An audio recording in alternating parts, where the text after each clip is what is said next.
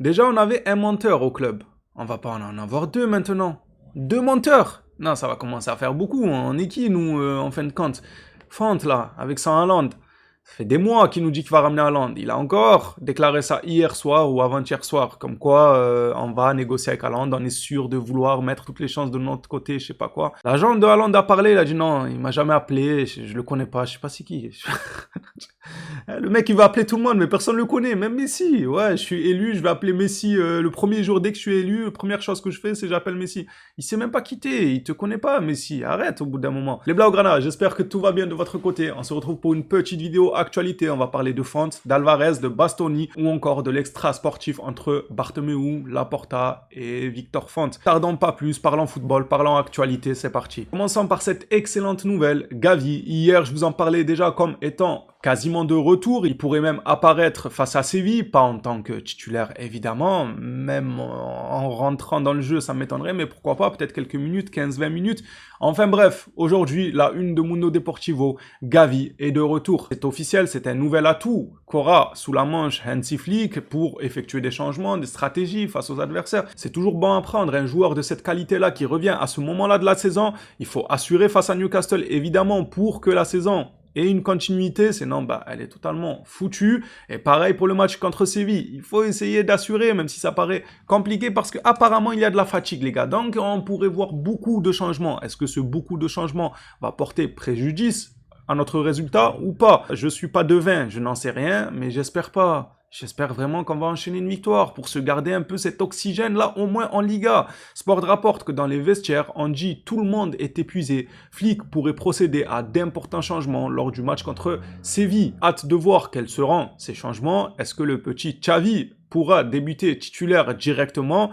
J'en ai extrêmement envie de le voir sur le terrain. J'espère que ça sera le cas au lieu de colmater les brèches avec des joueurs qui ne sont pas à leur poste et que même en jouant à leur poste, ils ne sont plus rassurants depuis un bon long moment. Ma foi, je n'abuse en rien en disant qu'il n'est plus rassurant depuis un long, même très long moment. Vous savez tous de qui je parle évidemment. Hâte d'être devant le match contre Séville pour voir un peu quels ont été les changements, ou peut-être qu'on va être surpris qu'il n'y aura aucun changement. J'espère pas, la vérité, parce que ça se voit qu'ils sont épuisés. FF Polo, lui, nous parle de Alvarez et de comment le Barça a reçu son message d'alerte où il disait oui ou non, peut-être que je vais continuer ou pas à l'Atlético Madrid. Le Barça a accueilli favorablement les déclarations de Julián Alvarez et les a jugées alarmistes. L'Argentin est l'un des attaquants dont les qualités et la polyvalence sont les plus admirées par la direction sportive du Barça. Le Barça a fixé un plafond de 100 millions d'euros pour l'opération, montant fixe et variable compris, et pas plus.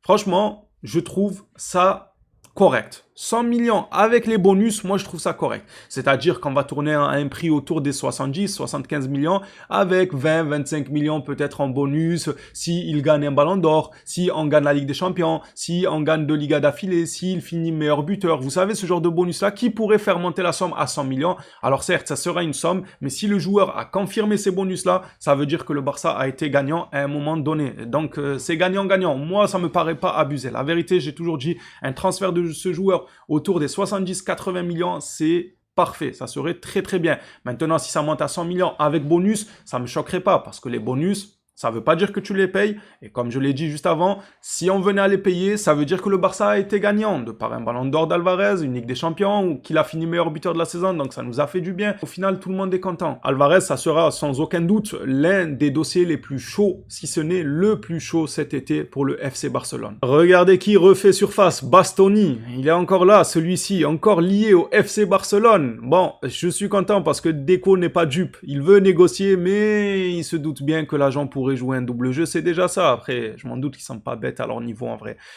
Comme expliqué plusieurs fois, Deco a comme favori Bastoni pour renforcer le poste de défenseur central. Cette semaine, il y a eu de nouveaux contacts avec son agent. Deco le veut absolument, mais est conscient que l'agent joue peut-être un double jeu pour avoir un meilleur contrat à l'Inter de Milan. C'est pour ça que moi je vous dis que c'est un dossier, vaut mieux l'oublier pour pas se faire un chagrin inutilement. Oublions-le, concentrons-nous sur quelqu'un d'autre. Et si on venait à être surpris, on sera dans le banc, les gars, c'est bueno. On n'a pas eu d'attente.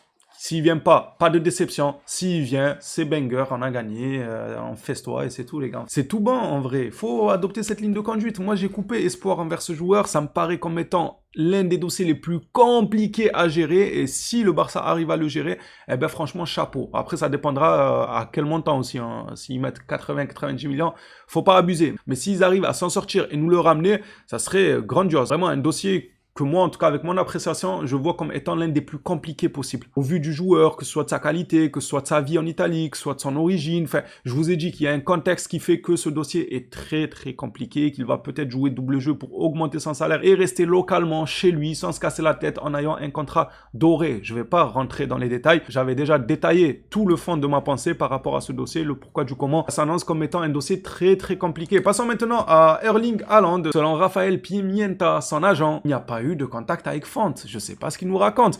L'agent de Haaland, Raphaël, déclare qu'il n'y a eu aucun contact avec lui, ni son agent du côté de Victor Font. Voilà, t'es qui? On te connaît pas. Qu'est-ce que tu nous casses la tête? Après, bah, il a pas dit qu'on l'a appelé, il me semble de mémoire, si je me trompe pas.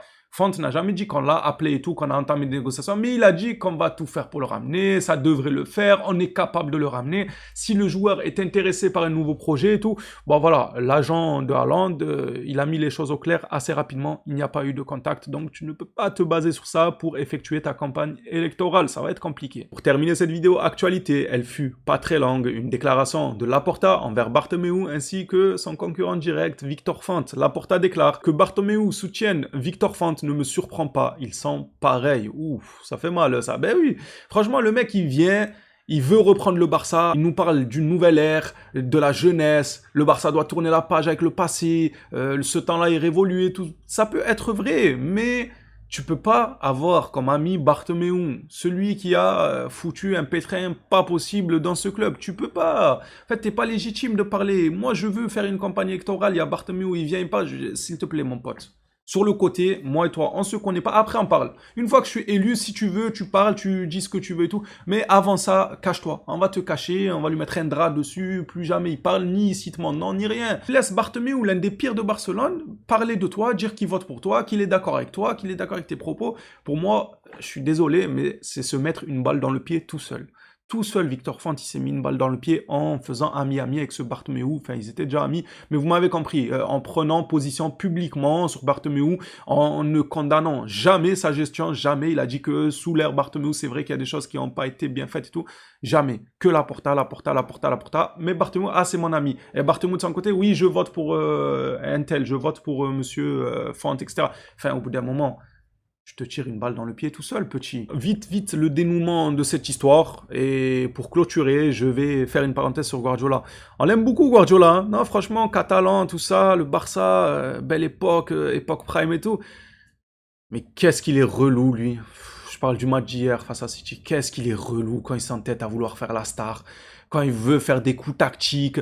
Je sors un tel alors que je suis habitué à jouer avec un tel, mais parce que je vais le surprendre, mais parce que... Franchement, il me fatigue. Moi, hier, j'étais devant le match, je me disais, mais il joue à quoi? Il a perdu la tête. En vrai, il a perdu la tête. Et c'est pas son coup d'essai. Je sais pas comment ça se passe là-bas du côté des supporters de City, comment ils le prennent et tout. Mais moi, j'aurais pété un câble. Rien que pour ça, un retour de Guardiola au Barça pour faire ce qu'il fait à City, c'est non. Voilà. Aussi grand qu'il a été, aussi prime qu'il a ramené le Barça, tout ce qu'on veut, ok, on l'aime tous, c'est Guardiola, c'est le football, etc. L'un des meilleurs, si ce n'est le meilleur coach, pour être honnête. Maintenant, ces coups de folie là, trop, c'est trop. Moi, ça me fatigue, la vérité. Tu laisses le Real Madrid gagner 3 buts comme ça. En plus, Valverde, il met un triplé. D'ailleurs, Vinicius, qui lui laisse pas le 4e penalty. Je trouvais ça petit de sa part. Certes, c'est un attaquant, c'est lui le 2e tireur et tout. Mais franchement, sur un terrain de football, t'as ton collègue, il fait un match de fou, il a mis des beaux buts, triplé en une mi-temps, t'as un penalty. Pour ma part, encore une fois, j'ai pas la science infuse. Mais moi, j'y vais, j'appelle mon collègue, je lui dis, frérot, c'est ta soirée. T'es à 3 buts en Ligue des Champions. Viens tirer le penalty, mets 4 buts, peut-être que tu mettras le 5e par la suite, enfin, on sait pas. Après, il y en a peut-être qui, je sais, ça dépend de la personnalité de chacun. Il y en a qui se diraient, non, il a déjà mis 3, c'est bon, c'est suffisant. Moi, il faut que je mette mon petit but. Moi, non. Je suis de ceux qui te diraient, viens encore t'amuser, continuer ta soirée. Voilà. Je trouvais ça dommage de la part de Vinicius de tirer, en plus il le rate, c'est encore pire. Si tu le mets, vas-y, à la limite, mais tu le rates. Franchement, il aurait mieux fait de faire un beau geste envers Valverde. Ceci dit, Guardiola, il me fatigue. Et si on venait à remettre sur la table un futur retour de Guardiola, ce à quoi Lui ne veut absolument pas entendre parler, il dit qu'il ne reviendra pas à Barcelone, mais si jamais ça venait à rouvrir le dossier, je le prendrai pas dans cet état, moi. Non, non, non. Pour qu'on joue avec un tel, ça se passe bien. Et un match de Ligue des Champions, hop, on enlève un tel, c'est moi la star, c'est moi le coach, c'est moi le tacticien. C'est parce que j'ai enlevé un tel avec qui j'ai l'habitude de gagner, que j'ai gagné avec lui parce que c'est moi qui a choisi lui. Non, ça c'est des trucs, frère. Il est perché. La vérité qu'il est perché, ce coach. Plus on avance, plus il perd la tête. Enfin bref, ce sera tout pour cette vidéo, les Blaugrana. Dites-moi ce que vous en avez pensé dans l'espace commentaire. On s'attrape à la prochaine sur le Barça. D'ici là, prenez soin de vous, les phénomènes.